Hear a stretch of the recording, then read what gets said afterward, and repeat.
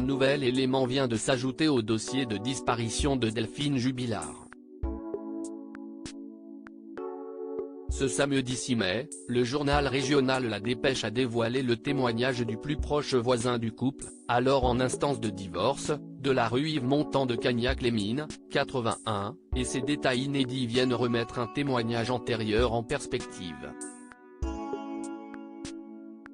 Alors qu'il n'avait jamais fait mention auparavant, malgré plusieurs auditions, Michel s'est souvenu de quelque chose. Des chiens. Ces deux chars pays, Gnocchi et Oprah, appartenant à Cédric et Delphine.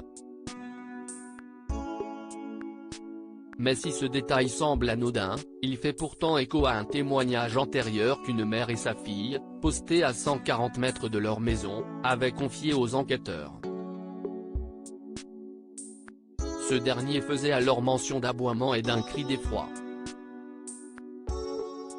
Un cri de peur intense vers 23 h le soir de la disparition de l'infirmière de 33 ans. Les chiens n'aboyaient jamais.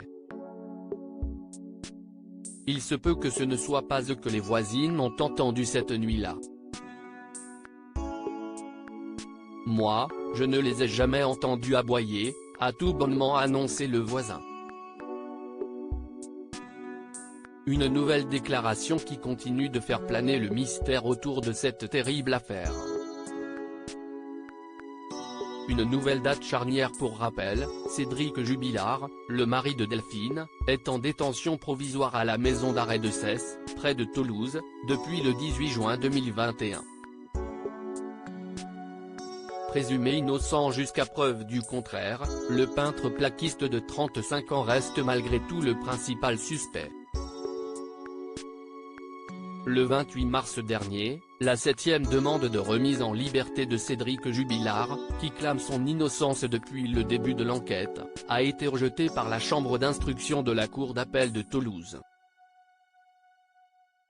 En juin prochain, le père de famille sera une nouvelle fois attendu dans le bureau du juge des libertés et de la détention au tribunal de Toulouse, afin de statuer sur le potentiel renouvellement de son mandat de dépôt.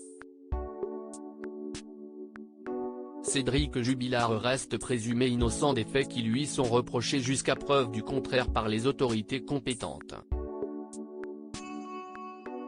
Article écrit en collaboration avec 6 médias. Crédit photo, capture d'écran Facebook.